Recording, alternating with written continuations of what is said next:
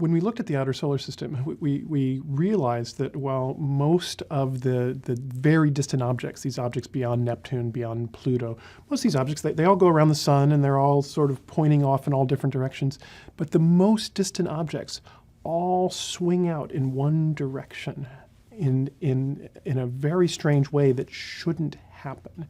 And we realized that the only way we could get them to all swing in one direction is if there is a massive planet, also very distant in the solar system, keeping them in place while they all go around the sun. And we started looking at this and thinking, this must be either a coincidence or it's caused by something else. It can't be caused by a planet because that's crazy. There are no planets out there. I went from trying very hard to be skeptical that what we were talking about was true to suddenly thinking, oh, this actually might even be true.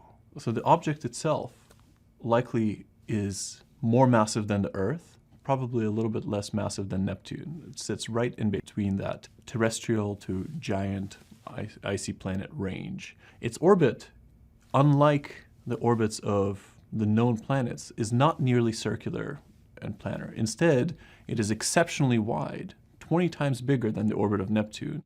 The orbital period of the Earth is, of course, 1 year.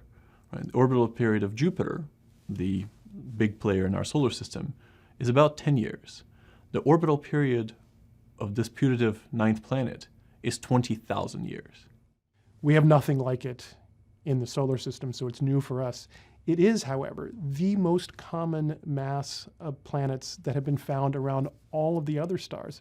People have always looked at all these other planets in this strange mass range and said, wow, I wonder what these are. I don't know what these are because we don't have anything like it in the solar system.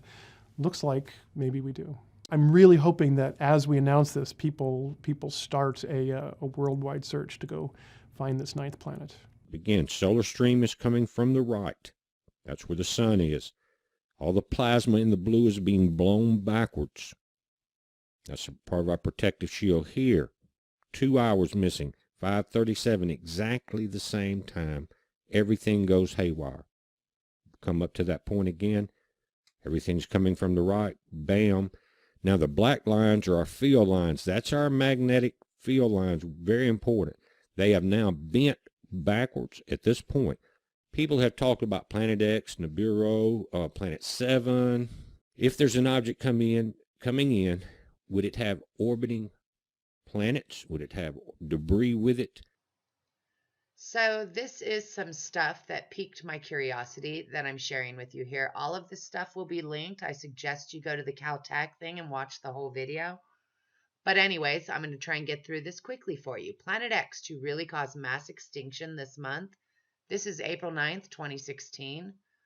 We're going to come down here. Thanks to science, we know that the larger the celestial body, the bigger its gravity, and consequently its ability to affect other, smaller bodies around it.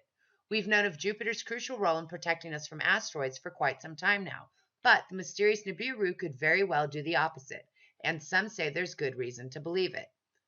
We're going to come down here. A retired astrophysics professor from the University of Louisiana, Daniel Whitmire, is saying Nibiru has all but arrived to our neck of the woods, and that the destruction brought about by its gravitational trickery will take place this very April, as it's done numerous times before. Then we're going to come down here. Earlier this year, we started seeing space anomalies manifesting in a small group of objects, which have been taking on a peculiar orbit. Only something 10 times the size of the Earth, as theorized with Nibiru, could influence celestial objects in such a way, according to a study from Caltech. The anomaly was picked up on in the Kuiper Belt, which stretches all the way past Neptune, and it resurrected a 100-year debate. And then we're going to come over here, because again, this stuff just piqued my curiosity, and I wanted to share it with you. This is fire officials' reclaim report of possible meteor strike in Bowie. This is Bowie, Maryland. This was on April 25th, 2016.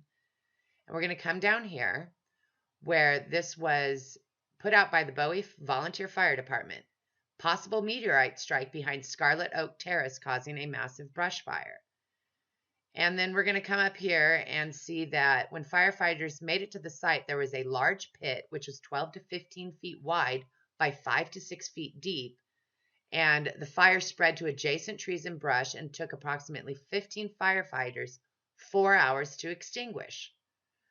But again, they came out and said, nope, that should have never been put out. The Post should have never listed a meteorite as the cause. Okay. Okay, so now we're coming over here. Was it a meteor? Solving the mystery of New Jersey's tsunami buoy. April 25th, 2016. A tsunami warning device about 200 miles off the coast of New Jersey went into event mode over the weekend, but there were no giant waves threatening the shore. There was speculation that the drop could have been triggered by a meteor because the Lyrid meteor showers were active during the weekend. There also was speculation a submarine could have struck the buoy.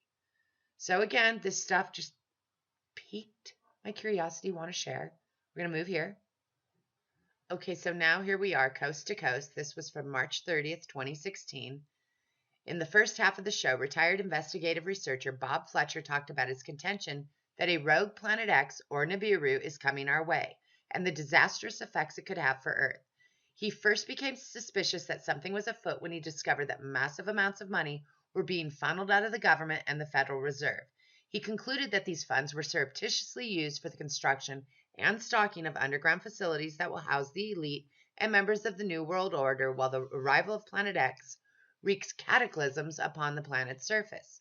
According to his sources, the knowledge of Planet X dates as far back as 1983. So again, I was just like, well, that's interesting. And so we're coming over here because I remember hearing about Rumsfeld talking about the missing $2.3 trillion that they couldn't track on September 10th. And we all know what happened on September 11th, 2001. Nobody was talking about the missing money. So I Googled just to see, and there was this one, which brought me over here. So here we are, debunked. Rumsfeld says 2.3 trillion missing from the Pentagon. In 2001, Donald Rumsfeld said, according to some estimates, we cannot track 2.3 trillion in transactions. This has been misinterpreted by many people as 2.3 trillion actually going missing. However, it's really just about the way the money was accounted for. So here's the original source. Go look at it for yourself, right? Okay. Oh, well, golly gee. Page not found. Okay, well, there was another link, right? Here, we can also see this. Huh. No input file specified, but yes, there was. So again, this was something, this has gone long, but it really, really piqued my curiosity. And I wanted to share it because, again, trying to put the pieces together. Here we are. He first became suspicious that something was afoot when he discovered that massive amounts of money were being funneled out of the government. And then, I don't know. This just made me go, that's interesting.